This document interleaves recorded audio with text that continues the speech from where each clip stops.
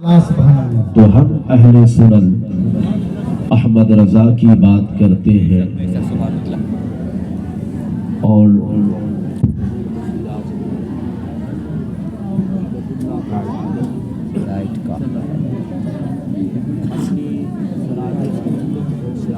یہ اللہ کی بارگاہ میں یوں پیش کرتے ہیں کہ یہ دل یہ جگر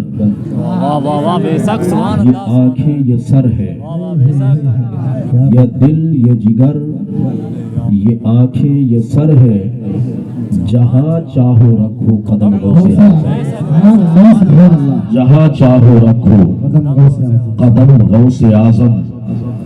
اور اعلیٰ حضرت اس عظیم بارگاہ میں اپنی جبین کو خم کرتے ہوئے یوں خراج عقیدت پیش کرتے ہیں کہ واہ کیا مرتبہ اے غوث ہے بالا تیرا،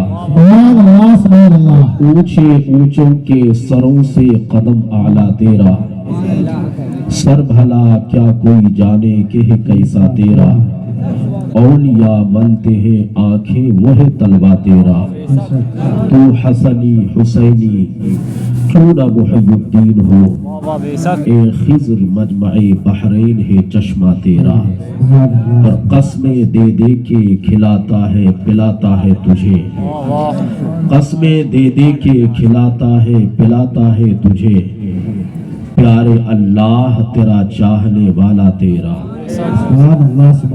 اور سورج اگلوں کے چمکتے تھے چمک کر ڈوبے، سورج اگلوں کے چمکتے تھے چمک کر ڈوبے، افق نور پہ ہے مہر ہمیشہ تیرا۔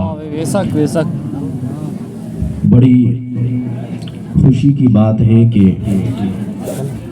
ہر سال کی طرح اس سال بھی کنورا کے غیور مسلمانوں نے حضور غوث اعظم رضی اللہ عنہ کی بارگاہ میں خراج عقیدت پیش کرنے کے لیے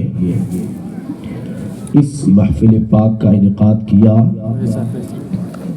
کافی وقت سے آپ حضرات نعت و منقبت اور ذکر و بیان سماعت کر رہے ہیں۔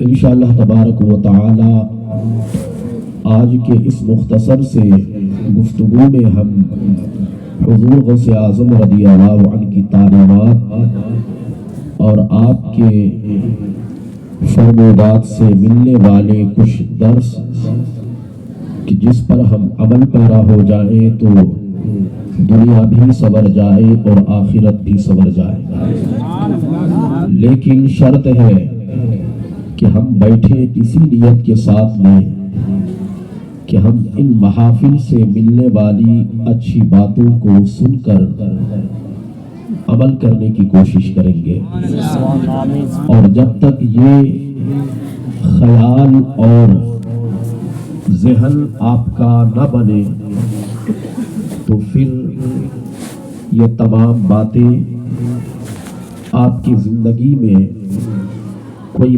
اہمیت کا حامل نہیں ہے، کیونکہ اللہ تعالیٰ ارشاد فرماتا ہے ان اللہ لا یغیر ما بقوم حتی یغیر ما بانفسہم، اور اسی کی ترجمانی کرتے ہوئے ڈاکٹر اقبال نے کہا ہے کہ خدا نے آج تک اس قوم کی حالت نہیں بدلی، خدا نے آج تک اس قوم کی حالت نہیں بدلی، نہ ہو احساس جس کو اپنی حالت کے بدلنے کا، اور نہ سنبھلو گے تو مٹ جاؤ گے اے ہندی مسلمانوں، نہ سنبھلو گے تو مٹ جاؤ گے اے ہندی مسلمانوں، تمہاری داستاں تک نہ ہوگی داستانوں میں، تمہاری داستاں تک نہ ہوگی داستانوں میں۔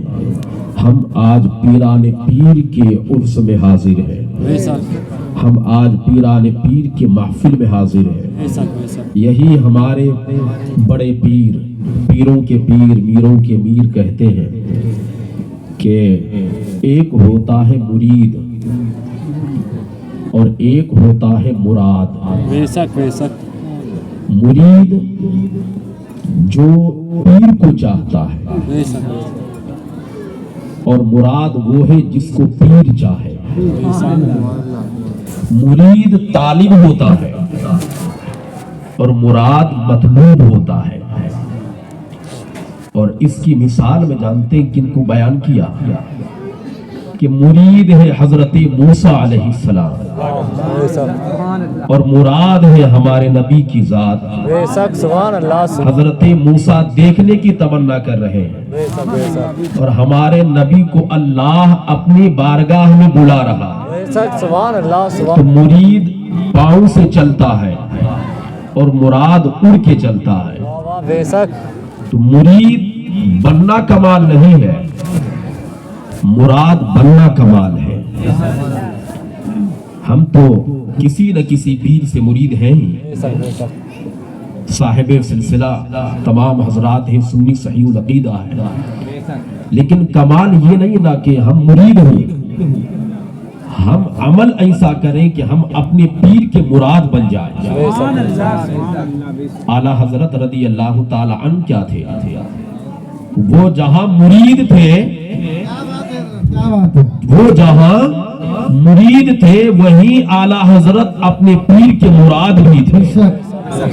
تبھی کہتے ہیں نا ان کے پیر و مرشد کی مجھے بڑی فکر رہتی تھی کہ بروز محشر جب میرا رب مجھ سے پوچھے گا آل رسول تو لایا ہے کیا، تو میں کہہ دوں گا لایا ہوں احمد رضا. یا خدا یہ امانت سلامت رہے. تو مراد بننا کمال ہے، اور پھر جب مراد بن جائے تو پھر حال کیا ہوگا کہ محمد سے وفا تو نے تو ہم تیرے ہیں، کی محمد سے وفا تو نے تو ہم تیرے ہیں. یہ جہاں چیز ہے کیا لوح و قلم تیرے ہیں. یہ جہاں چیز ہے کیا لوح و قلم تیرے ہیں. ضرورت اس بات کی ہے کہ ہم صرف اپنے آپ کو حضور غوث اعظم کا غلام نہ کہلوائیں.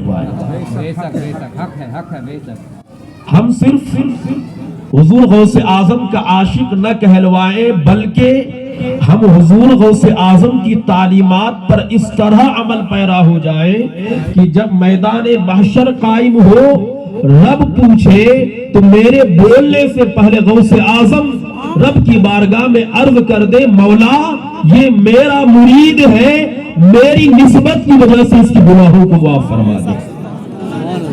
تو یہ عملی طور پر ہم کو میدان میں آنا پڑے گا. اور جب غوث اعظم کے ٹکڑے پر کتا پلے تو پھر شیر اس کا کچھ نہ بگاڑ سکے. تو اگر ہم واقعی میں غوث اعظم کے غلام بن جائیں تو پھر کیا ہوگا؟ کیا کہتے ہیں اعلیٰ حضرت؟ کیا دبے جس پہ حمایت کا ہو پنجا تیرا، کیا دبے جس پہ حمایت کا ہو پنجا تیرا. شیر کو خطرے میں لاتا نہیں کتا تیرا، شیر کو خطرے میں لاتا نہیں کتا تیرا. ہم حضور غوث اعظم رضی اللہ عنہ کی کرامات کو بہت سنتے ہیں اور ہمارے مقررین بھی خوب بیان کرتے ہیں، اور آپ کو بھی صرف کرامت سن کر کے مزہ آتا ہے اور نصیحت کی طرف کم توجہ رہتی ہے. وجہ کیا ہے کہ کرامت سن کر آپ یوں سمجھنے لگتے ہیں کہ وہ تو بہت بڑی ذات کے حامل تھے، کرامت دکھلا گئے. لیکن حقیقی طور پر اگر دیکھا جائے تو کرامت دکھلانے کا جو مرتبہ ملتا ہے اس سے پہلے کافی محنتیں، عبادات و ریاضات اور تمام مشقتیں برداشت کرنی پڑتی ہے، تب جا کر کے وہ مقام و مرتبہ نصیب ہوتا ہے. تو بہت سارے کرامتیں حضور غوث اعظم رضی اللہ عنہ کے نام سے منسوب ہے، اور سب سے زیادہ تواتر کے ساتھ میں کرامت کا ذکر جن بزرگ کی طرف میں منسوب ہے وہ ہمارے بڑے پیر کی ذات ہے. لیکن میں آج کی اس گفتگو میں کرامتوں کے بارے میں بات نہیں کروں گا، بلکہ آپ کی تعلیمات کیا ہے. آج ضرورت ہے ہم کو حضور غوث اعظم کی تعلیمات پر غور و فکر کرنے کی.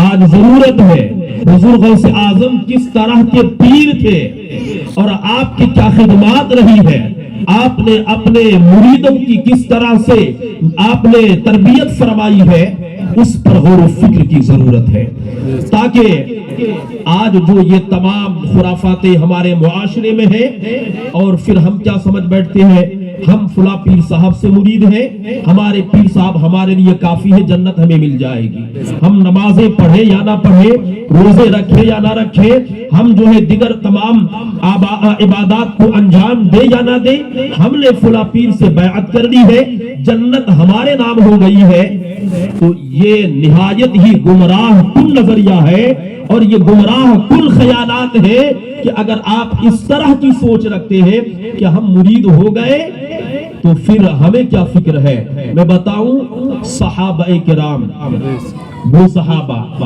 کہ جو مرید ہوئے ہیں ولیوں کے سردار سے نہیں بلکہ نبیوں کے سردار سے جو امام الانبیاء ہے ان سے مرید ہوئے، اور حالت کیا تھی؟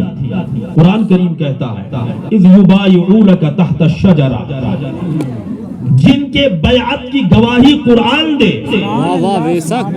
ان ذات کا حال کیا تھا؟ امام بخاری رحمت اللہ علیہ بخاری شریف میں لکھتے ہیں کہ حضرت ابی ملیکہ رضی اللہ تعالی عنہ بیان کرتے ہیں کہ میں 30 صحابہ کرام سے ملا ہوں، لیکن ان میں سب سے زیادہ فکر اور سب سے زیادہ آخرت کے بارے میں فکر مند میں نے پایا، نہ وہ دنیا کے بارے میں فکر کرتے تھے، نہ وہ بینک بیلنس کے بارے میں فکر کرتے تھے، نہ وہ اپنے کسی دنیاوی مال و متاع کے بارے میں فکر کرتے تھے، اگر فکر تھی تو صرف آخرت کے بارے میں فکر تھی، اگر خیالات تھے، سوچ و فکر میں اگر مستغرق تھے تو صرف آخرت کے بارے میں، مولا آخرت بہتر ہو جائے، اور یہی ہماری آخری منزل بھی ہے۔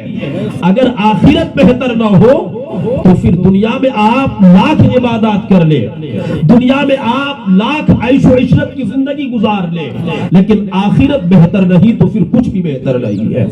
آپ یوں سمجھ لے، جو غریب ہے جھوپڑی میں رہتا ہے لیکن اس کی آخرت بہتر ہے تو وہ کامیاب و بامراد ہے، اور جو بڑے محل میں رہتا ہے لیکن آخرت بہتر نہیں ہے، آخرت سورا ہوا نہیں ہے، تو پھر وہ بامراد نہیں ہے، وہ کامیاب و فلاح نہیں ہے۔ تو اس لیے ہماری فکر یہی ہونی چاہیے کہ مولا میری آخرت بہتر ہو جائے، میری آخرت سنور جائے، اور یہی حضور غوث اعظم رضی اللہ تعالی عنہ کی تعلیمات سے بھی ہمیں ملتا ہے۔ حضرت شیخ سعدی رحمت اللہ تعالی علیہ اپنی کتاب میں لکھتے ہیں، آپ دیکھیں ذرا، شیخ سعدی رحمت اللہ علیہ اپنی کتاب میں لکھتے ہیں کہ ایک بندہ تھا جو مطاف میں اپنی پیشانی رکھ کر رو رہا تھا، خانہ کعبہ کے ارد گرد جہاں پر حجاج کرام طواف کیا کرتے ہیں، تو وہاں پر وہ نوجوان اپنے پیشانی کو رکھ کر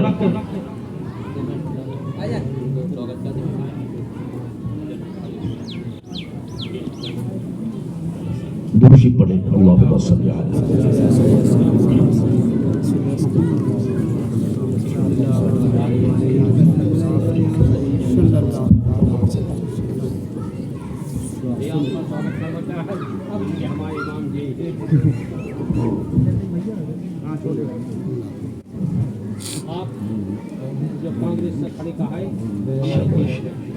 اچھا ان کے بڑے بھائی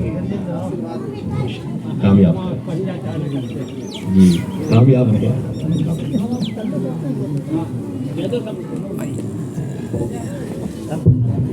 سہیوگ کرنا ہے آپ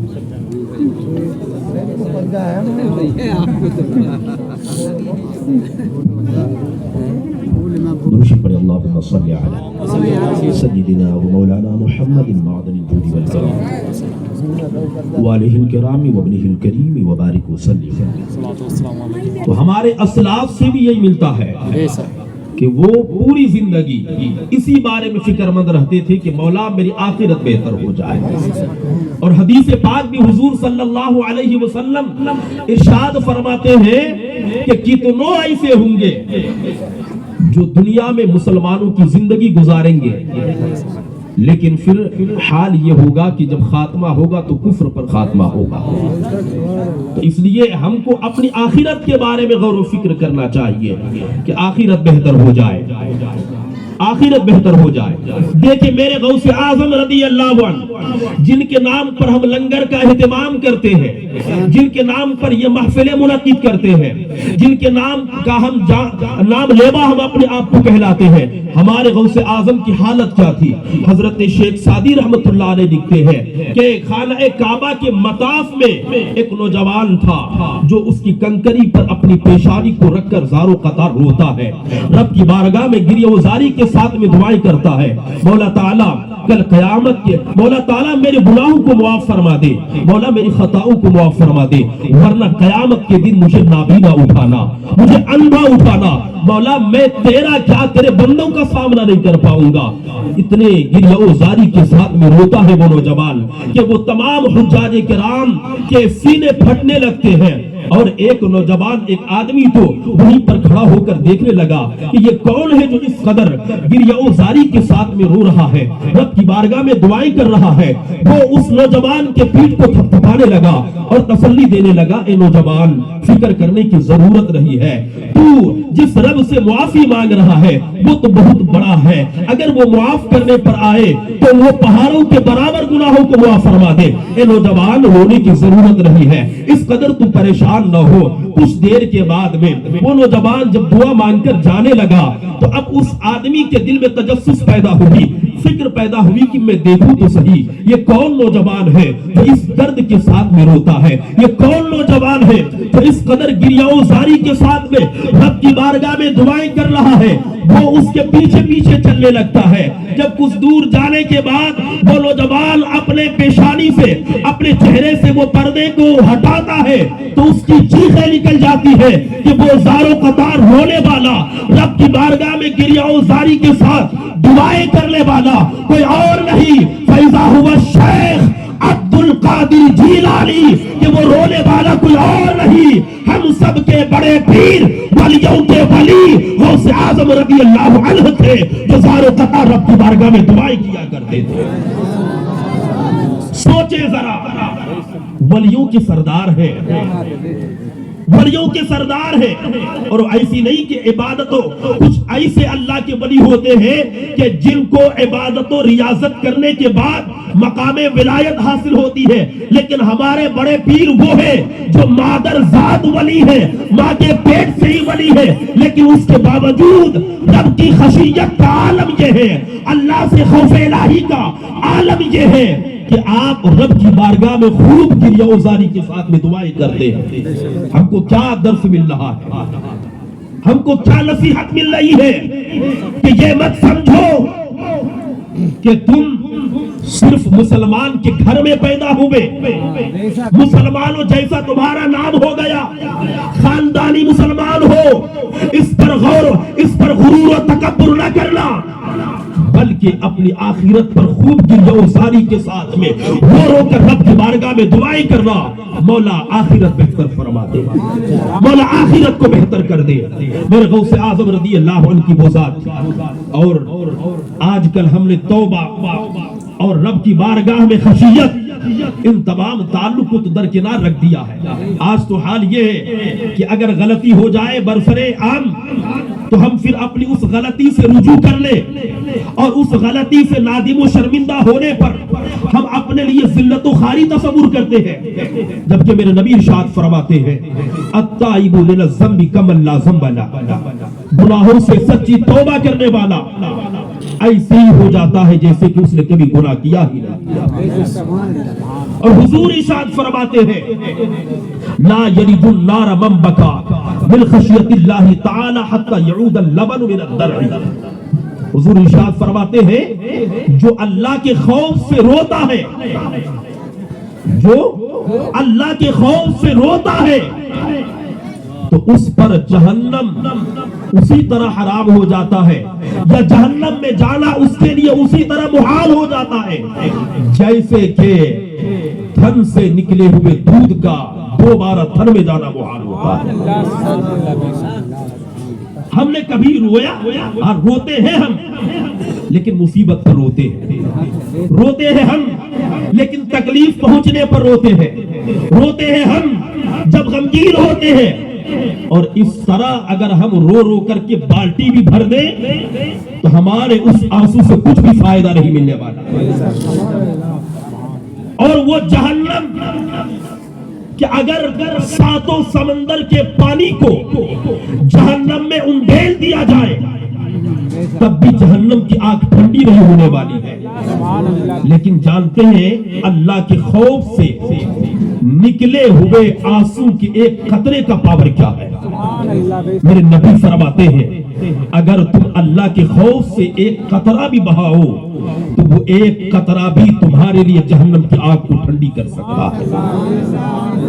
وہ پاور ہے آنسو کے ایک قطرے کا جو اللہ کے خوف سے نکلے.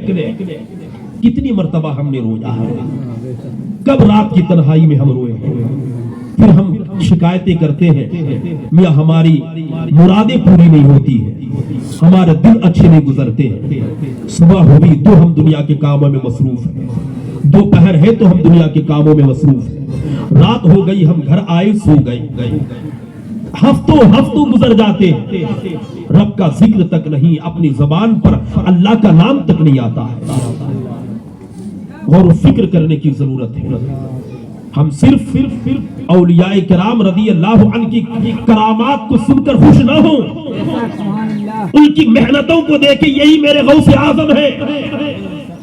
آپ نے ان کے مرغا کھانے کے واقعات تو سنے ہیں, لیکن کیا آپ نے اس پر بھی غور و فکر نہیں کیا وہی میرے غوث اعظم کی ذات ہے جنہوں نے علم دین حاصل کرنے کے لیے پتیاں بھی کھائی ہے, علم دین حاصل کرنے کے لیے گھاس بھی کھائے ہیں, علم دین حاصل کرنے کے لیے اور دین کے راستے پر چلنے کی وجہ سے آپ نے اپنے پیٹ کو بھوکا بھی رکھا ہوا.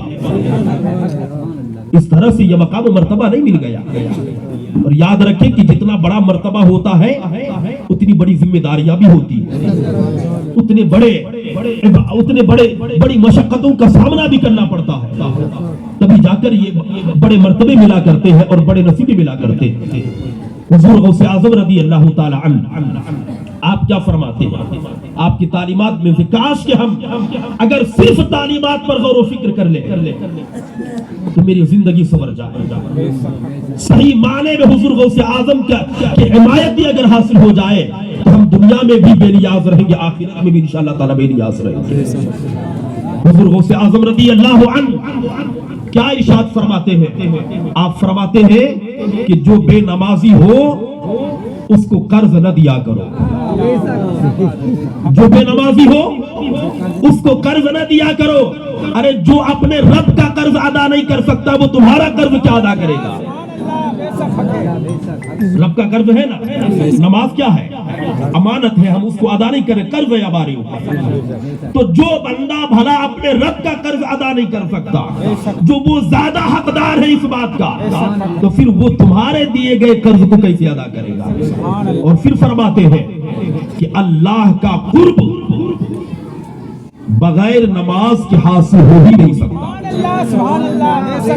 نماز کے بغیر کوئی چاہے, آج کل کچھ ہے بھی نہ ڈھونگی جو کہتے ہیں نماز کے وقت میں کہ تم لوگ پڑھ لو نماز, میں تو وہاں پر تصور میں جا کر مدینے میں نماز پڑھ رہا ہوں, میاں تصور میں بعد میں پڑھنا, پہلے یہی تو پڑھ کے دکھا.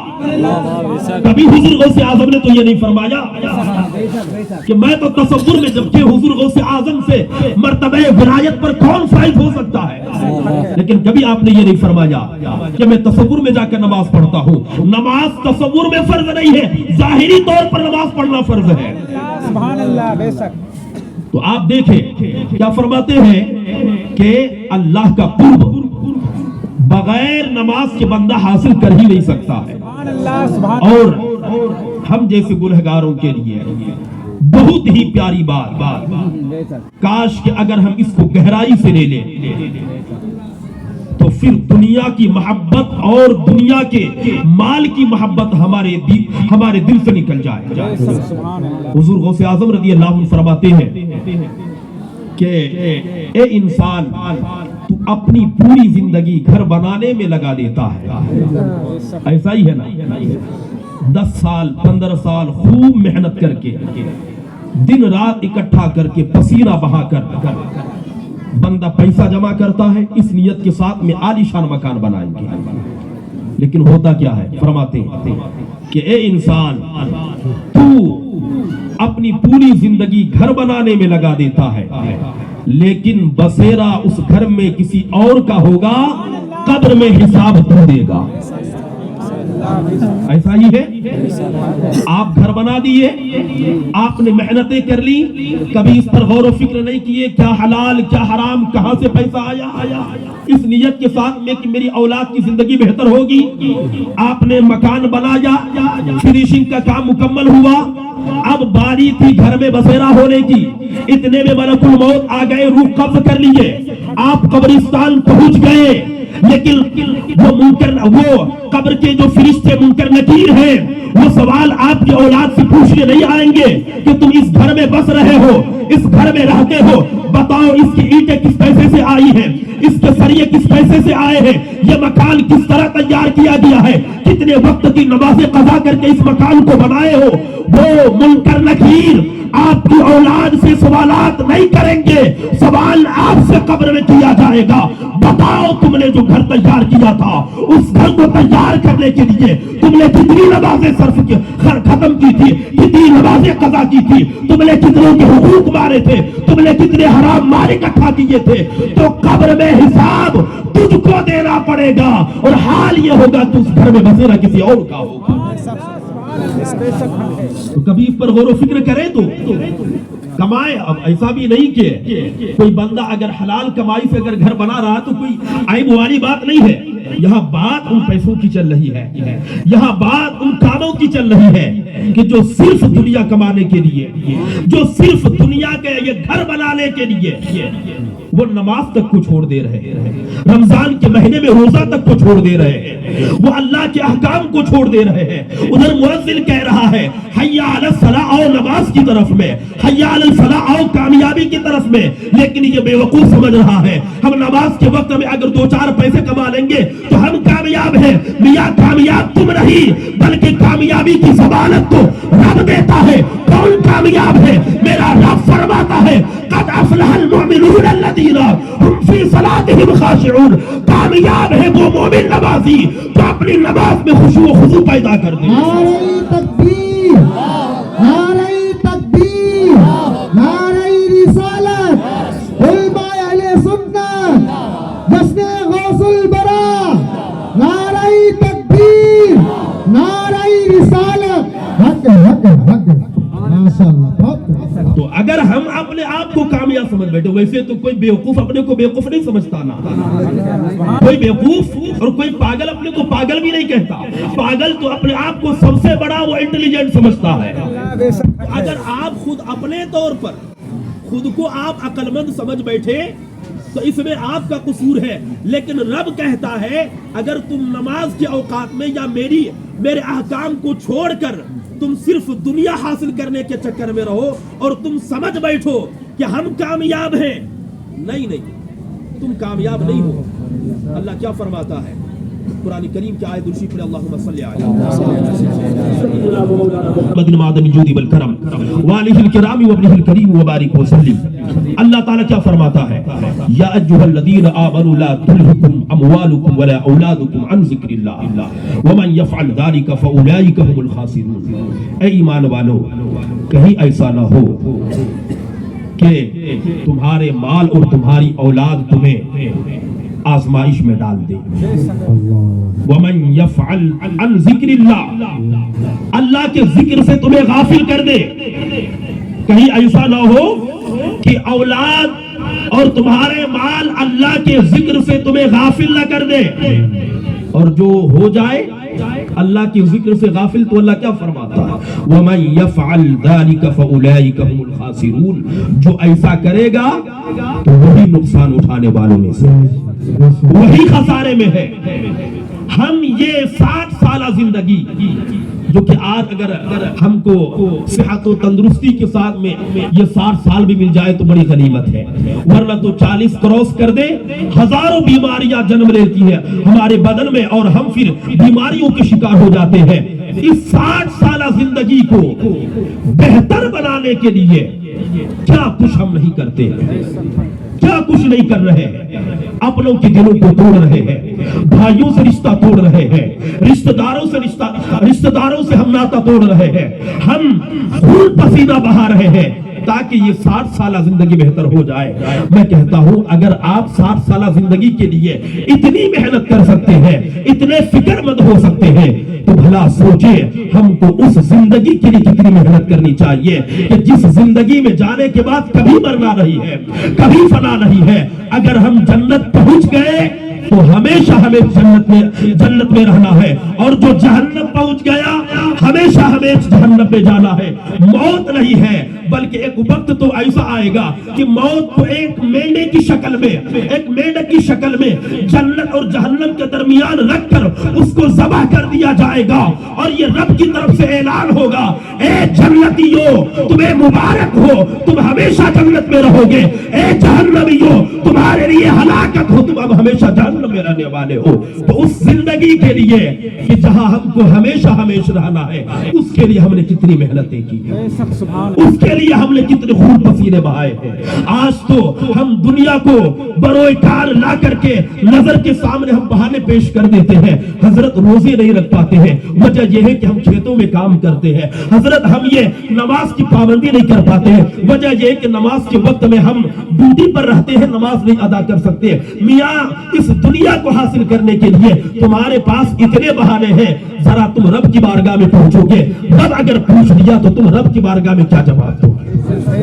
रब से तुम क्या बहाने करोगे? हमसे तो बहाना कर सकते हो, अपने इमाम साहब से बहाना कर सकते हो, अपने दीन के लोगों से बहाना कर सकते हो, लेकिन रब की बारगाह में वो रब के जो आपके दिल के खतरात से भी वाकिफ है, तुम उस रब के सामने कौन सा बहाना पेश करोगे, कौन सा उज्र पेश करोगे? इसलिए बहानाबाजी को छोड़े। जिन्होंने इरादा कर लिया, बड़ा कारोबारी को भी हमने नमाज पढ़ते हुए देखा है, और जो इरादा नहीं करता है, अगर वो बेरोजगार भी है, 24 घंटा घरों में पड़ा हुआ है, लेकिन अगर इरादा नहीं किया तो उसके कदम कभी मस्जिद की तरफ जाते हुए नजर नहीं आते हैं, कभी वो रब की इबादत की तरफ में जाता हुआ नजर नहीं आता है। इसलिए ये बहाने जो शैतान सुनहरा बाग दिखा रहा है, ये सिर्फ आपके बहाने हैं जो शैतान ने तैयार कराया है। वरना तो अगर आपके अंदर इरादा पैदा हो जाए, रब की इबादत करने का जज्बा पैदा हो जाए, तो जब नमाज का वक्त होगा तो अल्लाह ताला खुद उस तरह रास्ता पैदा कर देगा। ए मेरे बंदे, नमाज का वक्त हो गया है, तमाम कामों से फारिग होकर के आओ मेरी इबादत की तरफ में, इबादत करो। गर्व ये कि ये तमाम औलियाए किराम पूरी कायनात में अगर दुनिया में तशरीफ लाए हैं, उनकी जिंदगी का एक ही मकसद था कि खुद भी वो इबादत करते और अपने मुरीदों को भी रब की इबादत की तरफ में लेकर के आते। आज तो हाल क्या है, न मुरीदों को पीर साहब से आखिरत के बारे में पूछना है। हमने बहुत सारी मजलिसें अभी देखी है, जो साहिब शरीयत, जो आमिल पीर है, अल्लाह ताला की करोड़ों रहमतें नाज़िल हो उन पर, लेकिन कईयों को हमने ऐसे देखा कि पीर भी बैठे हुए हैं, मुरीद भी बैठे हुए हैं, कोई इल्म की बातें नहीं हो रही है, कोई दीन की बातें नहीं हो रही है कि नमाज हमको किस तरह से पढ़ना है। हजरत नमाज पढ़ते हैं तो खुशू खुशू पैदा नहीं होता, मन नहीं लगता। कोई आप वजीफा बता दीजिए कि नमाज पढ़ने में दिल लग जाए। हजरत हमारे फुला काम में या फुला की दीन की बातें हमको समझ में नहीं आती, बतला दीजिए। इस तरह की कोई बातें नहीं होती है। अगर बात होती है पीर साहब बैठे हुए मसरत पर, मुरीद जाते हैं, हजरत मेरा कारोबार अच्छा नहीं चल रहा, दुआ फरमा दीजिए कारोबार बेहतर चल जाए। हजरत ये मेरा फला परेशानी, हजरत आप दुआ फरमा दीजिए वो परेशानी टल जाए। मतलब ये कि मियां हर जगह दुनिया ही की बातें, अपने यारों के साथ बैठे दुनिया की बातें, रिश्तेदारों के साथ बैठे दुनिया की बातें, खानदान वालों के साथ बैठे दुनिया की बातें, हत्ता के पीर साहब के साथ बैठे हैं तो दुनिया ही की बातें। मियां फिर कब दीन की बातें करोगे? पीर से ताल्लुक तो फकत दीन ही की वजह से होनी चाहिए। ऐ पीर साहब, हम आपसे दीन के लिए रिश्ता जोड़े हैं, हमारा आपसे कोई दुनियावी रिश्ता नहीं है। आप मुझे बताइए नमाज हमको कैसे पढ़ना है, आका के नक्शे कदम पर कैसे चलना है, हुजूर की सुन्नत पर कैसे अमल करना है, हम किस तरह अमल करें कि हम गौसे आजम तो नहीं نہیں بن سکتے، کم از کم غلام غوث اعظم تو بن جائے. اب امام حسین تو نہیں بن سکتے، کم از کم غلام حسین تو ضرور بن جائے. سبحان اللہ سبحان اللہ. ہمارا تعلق پیروں کے ساتھ میں دین کا تعلق ہونا چاہیے، معرفت کی باتیں ہونی چاہیے، طریقت کی باتیں ہونی چاہیے.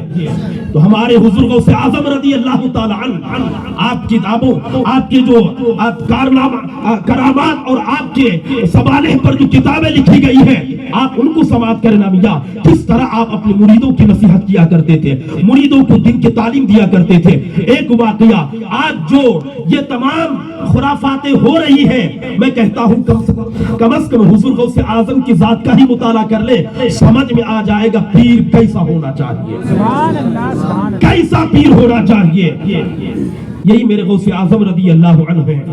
وہ فرماتے ہیں، کیونکہ میرے غوث اعظم کی ذات وہ ذات ہے.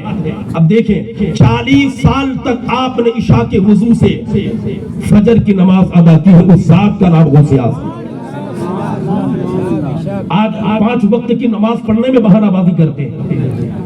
40 سال کی مدت ہو گئی عشاء کی نماز پڑھنے کے بعد باوضو رہتے فجر کی نماز تک آپ اسی حالت میں رب کی بارگاہ میں عبادت کرتے ہیں. کثرت عبادت کی وجہ سے ہوتا کیا ہے کہ فرماتے ہیں آپ کہ میں نے دیکھا کہ ایک مرتبہ میرے اوپر آسمان میں سحاب نور چھایا ہوا ہے، نور کا بادل چھایا ہوا ہے.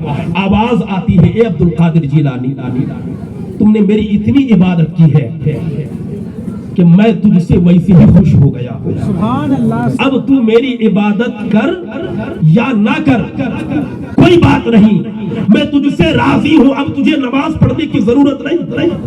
استغفر اللہ ربی من کل ذنب واتوب الیہ. حضور غوث اعظم رضی اللہ عنہ فرماتے ہیں، اچانک میرے دل میں خیال آیا کہ اگر کثرت عبادت کی وجہ سے نمازیں معاف ہونی ہوتی تو پھر اس کے حقدار تو سب سے زیادہ میرے نانا جان امام الانبیاء تھے. حضور صلی اللہ علیہ وسلم سب سے زیادہ اس کے حقدار تھے. حضور کی عبادت کا عالم تو یہ تھا، حتی تتورم قدماہ، اتنا لمبا قیام کرتے تھے کہ آپ کے پاؤں سوج جایا کرتے تھے. لیکن اس کے باوجود رب نے اپنے حبیب سے یہ نہیں کہا اے میرے حبیب تو نے اتنی نمازیں پڑھی ہے کہ میں نے نماز معاف کر دی. نہ بلکہ رب کیا فرماتا ہے؟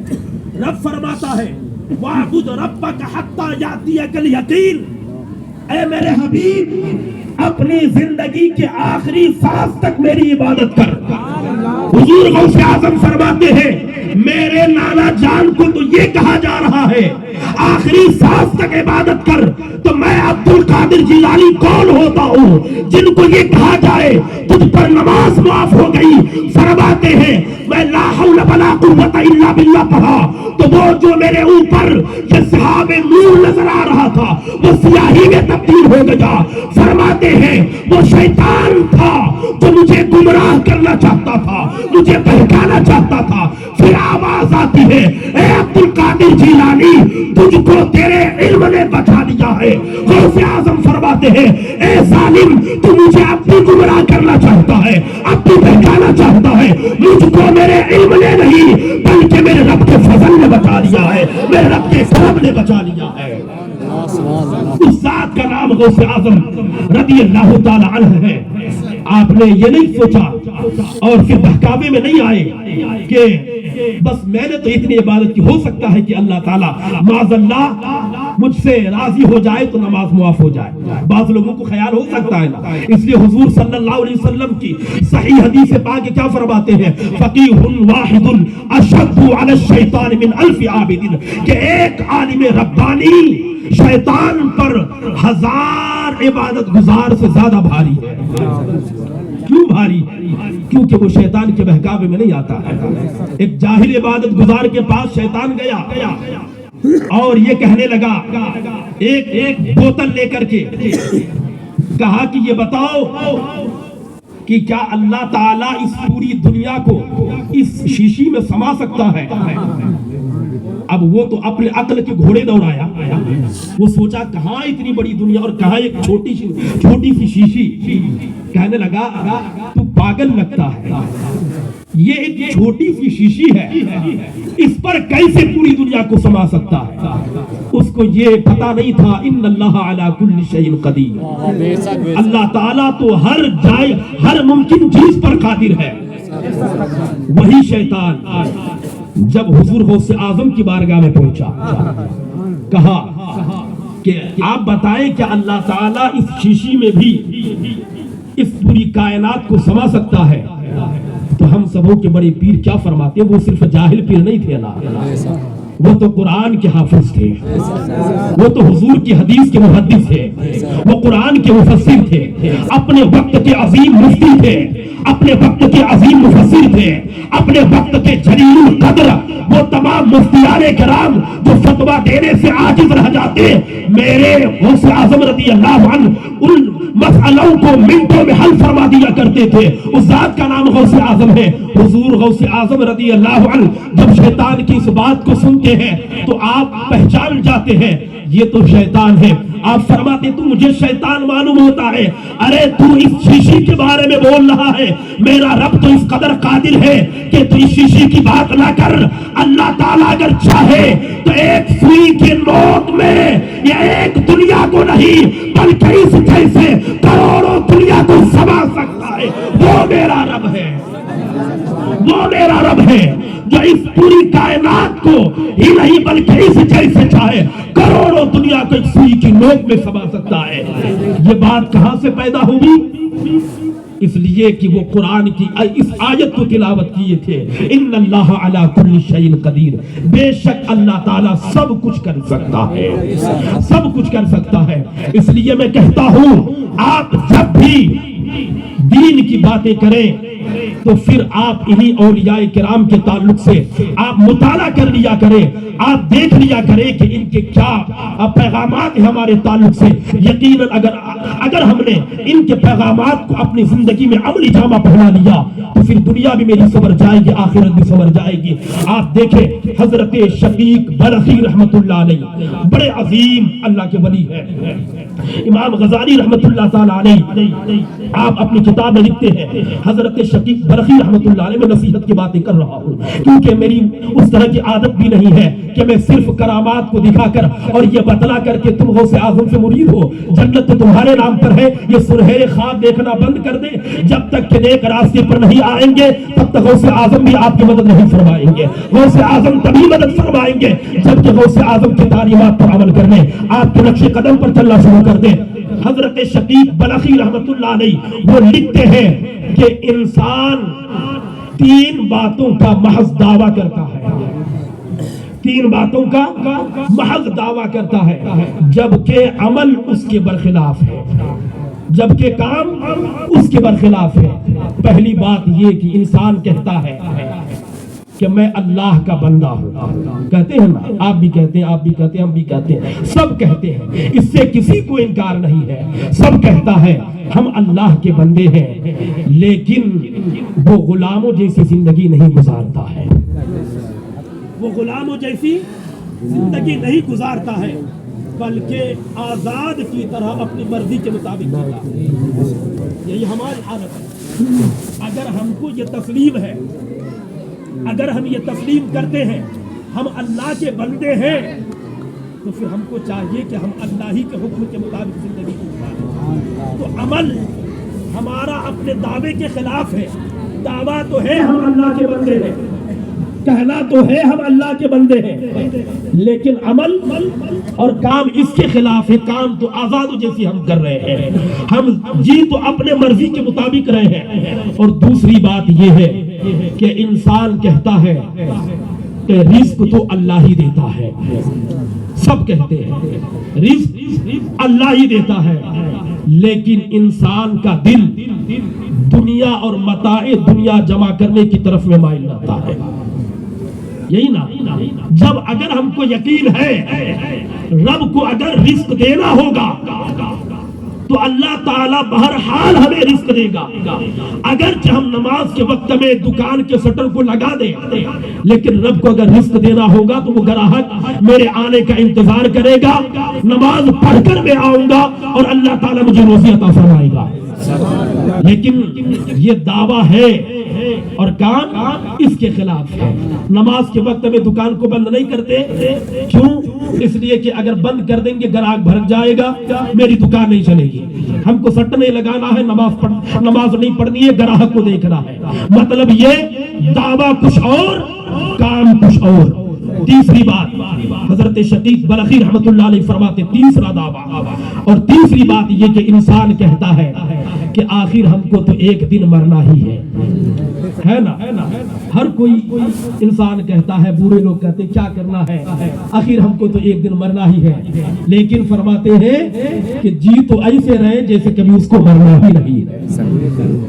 ایسے ہی ہے، بول رہے ہیں کیا کرنا ہے ہم کو ان چیزوں کو لے کر۔ حال یہ کہ وہی انسان دولت کمانے میں زیادہ لگا ہوا ہے، ہم تسلیم بھی کر رہے ہیں آخر ایک دن ہم کو تو مرنا ہی ہے، لیکن کام اس کے خلاف ہے کہ ہم کہہ رہے ہیں آخر ہم کو ایک دن مرنا ہے، اور کام اس طرح کی جیسے ہم کو کبھی مرنا ہی نہیں ہے۔ کتنے لوگ ہیں کہ جو آخرت کے بارے میں غور و فکر کرتے ہیں، ہم کو مرنا ہے، پہنچنا ہم کو قبر میں۔ اگر کبھی آپ کو زیادہ غرور پیدا ہو جائے نا، دنیا کی محبت پیدا ہو جائے، کبھی آپ قبرستان کا بھی چکر لگا لیا کرو، گھوم کر کے آ جایا کرو۔ وہی قبرستان ہے، وہی قبروں میں لوگ بسے ہوئے ہیں جو آپ ہی کے محلے میں رہ کر، اور آج ایک صاحب کا انتقال بھی ہوا ہے، اللہ تعالیٰ ان کی مغفرت فرمائے۔ آپ ان سے نصیحت پکڑیے کہ آپ اس جگہ کی تیاری کریں یا نہ کریں۔ ایگزام ہال کے لیے تو آپشن ہے آپ کے پاس کہ آپ تیاری نہیں کیے قدم کو پیچھے ہٹا سکتے، ہم کو نہیں دینا امتحان، لیکن قبر میں پہنچنے کے بعد جو سوالات کے جوابات دینے ہیں آپ کو، اس کی تیاری آپ کریں یا نہ کریں، بہرحال آپ کو وہاں پہنچنا ہے اور آپ کو سوالات کے جوابات دینے ہیں۔ اگر زیادہ غرور پیدا ہو جائے، دنیا کی محبت اگر رت بس جائے، تو آپ بس قبرستان کا چکر لگا کر یہ غور و فکر کر لیا کریں، انہی قبروں میں ہمارے محلے کے وہ لوگ بھی ہیں کہ جن کا پاور دنیا میں چلتا تھا، جن کے لوگ دیوانے تھے، جن کو لوگ تسلیم کرتے تھے۔ اگر آپ قبرستان کا چکر لگائیں گے تو دنیا کی محبت آپ کے دل سے نکلے گی۔ اور ایک نصیحت جو حضرت امام غزالی رحمت اللہ علیہ اپنی کتاب میں لکھتے ہیں، فرماتے ہیں ایک بہت بڑے اللہ کے ولی ہے، حضور غوث اعظم رضی اللہ عنہ سے بھی پہلے کے یعنی متقدمین اولیاء کرام میں ان کا شمار ہوتا ہے، حضرت ذوالنون مصری رحمت اللہ علیہ۔ آپ کا انتقال ہوتا ہے، لوگ خواب میں دیکھ کے پوچھتے ہیں حضور آپ کے ساتھ رب نے کیا سلوک کیا؟ وہ ذوالنون مصری جو اولیاء کبار میں جن کا شمار ہوتا ہے، متقدمین اولیاء کرام میں جن کا شمار ہوتا ہے، وہ ذوالنون مصری رحمت اللہ تعالیٰ علیہ کا جب انتقال ہوا، لوگوں نے خواب میں دیکھا اور پوچھا حضور رب نے آپ کے ساتھ کیا سلوک فرمایا؟ حضرت ذوالنون مصری رحمت اللہ علیہ ارشاد فرماتے ہیں کہ رب کی بارگاہ میں جب میں حاضر ہوا، رب نے کہا اے ذوالنون تو مجھ سے بڑی محبت کا دعویٰ کرتا تھا، لیکن افسوس کہ استغفر اللہ ربی من کل ذنب واتوب الیہ، لیکن حال تو یہ کہ تم مجھ سے غافل رہا۔ میری محبت کا دعویٰ کرتا تھا، حال یہ ہے کہ تو مجھ سے غافل رہا۔ اور شاعر کہتا ہے کہ انت فی غفلت وقلبک صاحی ذهب العمر والذنوب کماہی، کہ تو غفلت میں مبتلا ہے اور تیرا دل بھولا ہوا ہے۔ حال یہ ہے کہ عمریں گزر گئی اور گناہ ویسے کے ویسے ہی ہے، گناہ ویسے کے ویسے ہی ہے۔ آپ جب 40 کا کراس کر جائے، کبھی اپنے آپ کا مشاہدہ بھی کر لے، محاسبہ کر لے، میری زندگی کے آخری حصے تو گزر چکے، ہم نے کتنی نیکیاں اکٹھی کی ہیں، ہم نے کتنے گناہ کیے ہیں، اب میں ان قریب قبر میں پہنچنے والا ہوں، ہم نے کتنے رب کے احکامات کی پیروی کی ہے۔ آج بہت سارے ایسے ہمارے بوڑھے حضرات بیٹھے ہیں جو ضعیف العمر ہیں، لیکن افسوس کہ ان کے چہرے پر داڑھی تک نہیں ہے۔ میں گزارش کر رہا ہوں کہ جو بوڑھے نظر آ رہے ہیں، جن کے سر کے بال سفید ہو رہے ہیں، سفید ہو چکے ہیں، میں ان سے بالخصوص گزارش کروں گا، اور تمام سے بالعموم بالخصوص جو بوڑھے ہو چکے ہیں، کم از کم اب بھی میرے نبی کے واسطے اپنے چہرے پر داڑھی سجا لیجیے۔ سرکار کی سنت کو اپنا لیجئے. کم از کم جب قبر میں میرے نبی تشریف لائے, چہرے پر داڑھی سجی ہوئی دیکھے تو حضور خوش ہو جائے, میرے غلام نے میری سنت پر عمل کیا ہے. تبھی اعلیٰ حضرت کہتے ہیں دل لہو میں کھونا تجھے, شب صبح تک سونا تجھے, شرم نبی خوف خدا یہ بھی نہیں وہ نہیں. اور ڈاکٹر اقبال نے کہا ہے کہ تم ہو صورت میں نصارا تو تمدن میں ہود, یہ مسلمان ہے جنہیں دیکھ کے شرمائے یہود. تم تو سید بھی ہو, مرزا بھی ہو, افغان بھی ہو, تم سبھی کچھ ہو, بتاؤ مسلمان بھی ہو. تم سبھی کچھ ہو, بتاؤ مسلمان بھی ہو. میرے دادا کی عمر کے جو ہے, میں بحیثیت ایک پوتا ہونے کے, میری عمر کے آپ کے پوتے ہوں گے, نواسے ہوں گے, میں آپ سے گزارش کر رہا ہوں اپنے نبی کو راضی کرنے کے لیے اپنے چہرے پر داڑھی سجا لیجیے. وعدہ کر رہے کتنے لوگ ہیں, کتنے میرے ضعیف العمر میرے دادا کی عمر کے ہیں, میرے چہرے دو چار سامنے نظر آ رہے ہیں. آپ وعدہ کر لیں. ایک تو پہلی بات تو یہ ہے آپ کے روپے بھی خرچ ہو رہے ہیں, آپ نائی کے پاس جا رہے ہیں, آپ اپنی داڑھی بنوا رہے ہیں, پھر آپ کے پیسے بھی خرچ ہو رہے ہیں. اس سے میرے سرکار کو بھی خوشی نہیں ہے. آپ چہرے پر داڑھی سجا لیجئے, دیکھیے پھر زندگی میں رونقیں اور بہاری کس قدر آتی ہے. جتنے ہیں ارادہ کر لے اپنے دل میں, یہ آپ پکا ارادہ کر کے جائیں, انشاءاللہ تعالی ہم اپنے نبی کو راضی کرنے کے لیے ضرور داڑھی رکھیں گے. اور حضور کو خوش کرنے کے لیے ہم کو دنیا کی پرواہ نہیں کرنی ہے, ہم کو دنیا کو خوش نہیں کرنا, اپنے نبی کو خوش کرنا ہے. انشاءاللہ تعالی اپنے نبی کو خوش کرنے کے لیے ہم ضرور داڑھی سجائیں گے چہرے پر, اور نماز کی پابندی کریں گے. اور جن کو عادت نہیں ہے نماز پڑھنے کی, وہ قبر میں بھی پہنچ جائیں گے, نماز نہیں پڑھیں گے, اور حال یہ ہوگا کہ ان کی نماز جنازہ پڑھی جائے گی. ایسا پھر نہ ہو کہ آپ کی نماز جنازہ پڑھی جائے اس سے پہلے کہ آپ نماز کی پابندی شروع کر دیجئے. اللہ کی بارگاہ میں دعا ہے پروردگار عالم ہم سبوں کو حضور غوث اعظم رضی اللہ تعالی عنہ کی تعلیمات, آپ کے نقش قدم پر چلنے کی توفیق عطا فرمائے. جن لوگوں نے بڑی محنت و مشقت کے ساتھ میں اس محفل پاک کو سجایا ہے, مولا تعالیٰ ان کی خدمات کو قبول فرمائے, حضور غوث اعظم رضی اللہ تعالی عنہ کا صدقہ عطا فرمائے. وآخر دعوانا الحمدللہ رب العالمین.